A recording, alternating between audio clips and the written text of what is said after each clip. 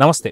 Welcome to Leo. మనతో ఉన్నారు senior journalist Hemasundar గారు. సార్ నమస్తే. నమస్తే అండి. సార్, తెలుగు సినిమా ఇండస్ట్రీ ఏదైతే ఉందో గతంలో రుద్రమదేవి సినిమాలో అల్లు అర్జున్ చెప్పినట్టు నేను ఆడా ఉంటా ఈడా ఉంటా అనేటువంటి సమయం వచ్చేసిందా? సో వాస్తవానికి తెలుగు 2 రాష్ట్రాలుగా విడిపోయినప్పటికీ ఇప్పటికి సినీ ఇండస్ట్రీ మాత్రం విడిపోయినట్టుగా అయితే ఎక్కడా లేదు.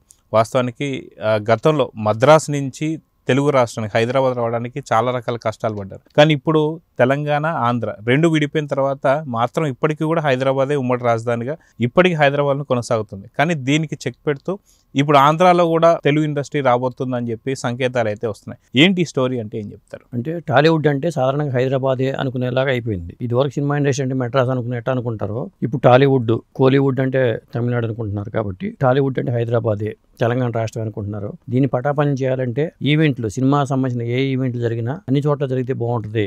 ప్రధాన నగరాలన్నింటిలో కూడా ఇట్లాంటి ఈవెంట్లు జరగడం వల్ల తెలుగు సినిమా అనే భావన క్రియేట్ అవుతుంది. తెలంగాణలో కాదు, టాలీవుడ్ అనేది ఏపీలో కూడా ఉందని చెప్పాలనే ఉద్దేశంతోనే వీళ్ళు విజయవాడ ఉత్సవం ఈ మధ్యన దసరాకి ప్లాన్ చేసుకున్నారు. సెప్టెంబర్ 22 నుంచి అక్టోబర్ 2 వరకు కూడా. ఈ సందర్భంగా చాలా ఈవెంట్లు జరగబోతుంది అనేది ఒక టాకు. ముఖ్యంగా ఇండస్ట్రీలో పెద్ద పెద్ద హీరోలందరూ కూడా ఆ ఈవెంట్లో పాలు పంచుకోబోతున్నారు అనేది ఒక సమాచారం. సో మనం చూసుకుంటే గతంలో కూడా పవన్ కళ్యాణ్ గారు ఎవరైతే సినిమా తీయాలని చెప్పేసి అనుకునే వాళ్ళు నిజంగా ఏపీలో కూడా చాలా రకాలైనటువంటి ఒక లొకేషన్స్ కూడా మనకి ఏపీలో దొరుకుతున్నాయని చెప్పేసి అన్నారు. అటు చూసుకుంటే అరకు కావచ్చు, లేదంటే విశాఖ కావచ్చు, లేదంటే దాదాపు 1100 కిలోమీటర్ల ప్రాంతం కూడా మన దగ్గర ఉంది. సో ఇక్కడ విచ్చలవిడిగా ఎవరైనా సరే సినిమా షూటింగ్స్ కానీ అవన్నీ చేయొచ్చు అని చెప్పి దానికి ఆయనే ఒక నిదర్శనం లాగా బ్రో సినిమా కావచ్చు, లేదా హరిహర వీరమల్లు కావచ్చు, లేదా ఉస్తాద్ కావచ్చు, లేదా ఓజీ కావచ్చు, కొన్ని సినిమా సెట్టింగ్లు ఆయన ఉన్న ప్రాంతంలో వేయించుకొని ఆయన సినిమా తీయడం కూడా మనం చూస్తూ వస్తున్నాం. సో ఖచ్చితంగా పవన్ కళ్యాణ్ గారు కూడా దీనికి ఒక ఊతం వేశారా? చంద్రబాబు నాయుడు గారు కావచ్చు, లోకేష్ గారు కావచ్చు,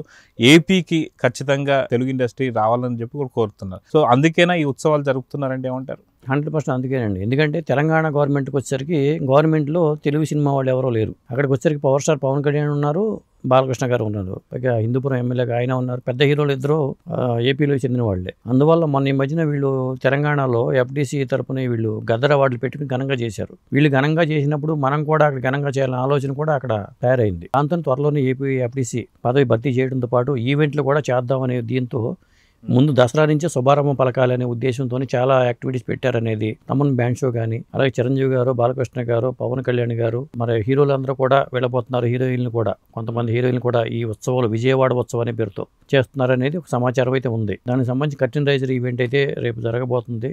22 నుంచి అక్టోబర్ 2 వరకు ఎలాంటి కార్యక్రమాలు జరుగుతున్నాయి, ఎక్కడెక్కడ జరగబోతున్నాయి అనేది కూడా పూర్తి క్లారిటీతో బయటికి రావాల్సిన అవసరం అయితే ఉంది. కానీ వాళ్ళు కూడా అనౌన్స్ చేయడానికి రెడీ అయిపోయారో, దీనికి గవర్నమెంట్ సపోర్ట్ ఇస్తూ ఈ కార్యక్రమం నెరవేరుస్తుంది అనేది మనకు తెలుస్తున్న సమాచారం. సో వాస్తవం చెప్పాలంటే హైదరాబాద్లో చాలా మంచి మంచి లొకేషన్స్ ఉన్నా, చాలా పెద్ద పెద్ద స్టూడియోస్ ఉన్నా సరే సముద్రం లేనటువంటి లోటు మాత్రం ఎవరూ భర్తీ చేయలేరు. అటువంటిది చాలా అంటే సినిమా మొదటిలో ఏదైతే మద్రాస్ నుంచి వచ్చిన తర్వాత ఆ బీచ్కి సంబంధించి వ్యూస్ కావచ్చు, మిగతా అన్నీ కూడా విశాఖపట్నం చాలా మంచి కేంద్రం కింద మనం చెప్పుకోవచ్చు. సో విశాఖపట్నం ఒక కేంద్రం కింద మారబోతుందా అంటే ఏమంటారు? విశాఖపట్నం కానీ అమరావతి కానీ, ఎందుకంటే ఇప్పుడు జగన్మోహన్ రెడ్డి గవర్నమెంట్ ఏమన్నా 3 రాజధానులు అన్నారు. ఆ 3 రాజధానులు అనేది ఆలోచన పక్కన పెట్టాలి. ఫస్ట్ సినిమా ఇండస్ట్రీ పరంగా ఖచ్చితంగా 2 కేంద్రాలు అయితే ఉండాలి. అది ఒకటి అమరావతి, ఒకటి వైజాగ్ పెట్టుకుంటే కొంత సినిమా వాళ్ళకి ఎంకరేజ్మెంట్గా స్థలాలు ఇవ్వడం కానీ, లొకేషన్స్ పరంగా కొన్ని రాయల్టీలు షూటింగ్ ఇక్కడ చేస్తే మనకి ఈ రాయల్టీలు ఉంది అని చెప్పడం కానీ, ఇలాంటివి చేస్తే ఇండస్ట్రీ కొంతవరకు అందరూ కూడా అటు వెళ్తారు. లేకపోతే ఏమవుతుందంటే రకరకాల తెలుగు సినిమాలు కూడా హాలీవుడ్ లొకేషన్స్ లాగా ఇతర దేశాలకు వెళ్ళిపోయి షూటింగ్లు చేసుకునే పరిస్థితి ఉంది. అవును. ఇప్పుడు ఇక్కడ బీచ్ తీసే బదులు అక్కడ అమెరికాలో బీచ్లోకి వెళ్ళి చేసే పరిస్థితులు ఎందుకు వస్తున్నాయి? మన బీచ్లను, మన లొకేషన్స్ని, మన కొండల్ని, మన గుట్టల్ని. మన ఈ మధ్యన ఒక సినిమా వచ్చింది, ఘాటీ సినిమా. ఘాటీ లొకేషన్స్ అన్ని చూసుకుంటే అద్భుతమైన లొకేషన్స్ ఉన్నాయి అక్కడ.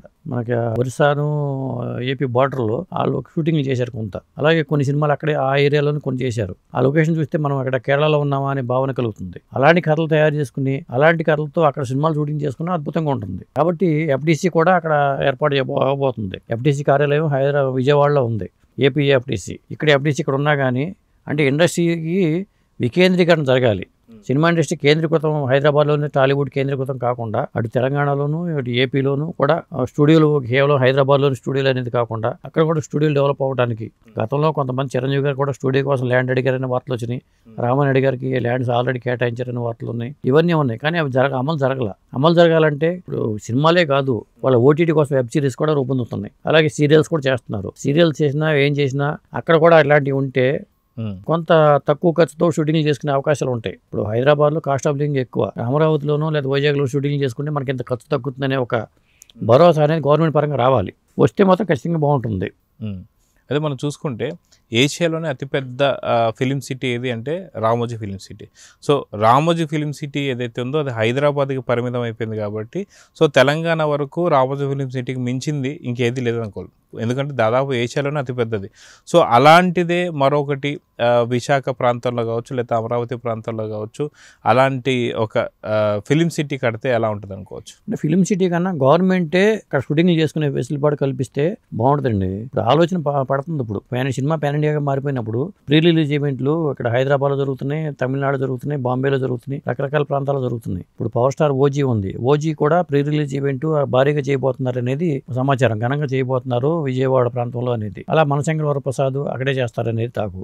అఖండ 2కి సంబంధించిన ఈవెంట్ కూడా మన ఏపీలోనే చేయబోతున్నారు అనేది ఒక టాక్ అయితే ఉంది. ఖచ్చితంగా ఇట్లాంటి ఈవెంట్లు చేసుకుంటూ వెళ్ళిపోయారు అనుకోండి, ఆటోమేటిక్గా అందరూ కూడా అటు ఫోకస్ పెడతారు. ఏపీకి సంబంధించిన తెలంగాణలోనే కేంద్రీకృతం అయిపోయి ఉంది కాబట్టి ఖచ్చితంగా ఇది కొత్త పరిణామం అని చెప్పాలి. గవర్నమెంట్ విజయవాడ ఉత్సవ పేరుతో ఈవెంట్ నిర్వహించడం, తమన్ బ్యాండ్ షోలు కానీ సినిమా హీరోయిన్ అందరూ కూడా అక్కడికి వెళ్ళటం, ఇవన్నీ ఈ దసరాకు చూడబోతున్నాం అనేది అఫీషియల్గా రాలేదు. అన్అఫీషియల్ సమాచారం ఏంటంటే సెప్టెంబర్ 22 నుంచి అక్టోబర్ 2 వరకు కూడా సినిమా ఇండస్ట్రీ పెద్దలు, సినిమా ఇండస్ట్రీ ప్రముఖ సెలబ్రిటీలు అంతా మనం ఏపీలో చూసే అవకాశం కనిపిస్తుంది. సో ఓవరాల్గా చూసుకుంటే తెలుగు ఇండస్ట్రీ ఇక్కడ ఇప్పుడు ఏదైతే ఆంధ్రాకి షిఫ్ట్ అవుతున్నటువంటి ప్రాంతంలో ఏదైనా సరే ఇబ్బందులు కావచ్చు లేదంటే మనకు కొంత నిరసనలు కావచ్చు తగిలే అవకాశాలు ఉన్నాయా లేవా అంటే ఏం చెప్తారు? నిరసనలు ఏమి ఉండవండి. ఇప్పుడు మెడ్రాస్ నుంచి ఇండస్ట్రీ ఇక్కడికి వచ్చినప్పుడు ఎలాంటి నిరసనలు లేవు. కాకపోతే గవర్నమెంట్ అప్పుడు ఎంకరేజ్ చేసింది.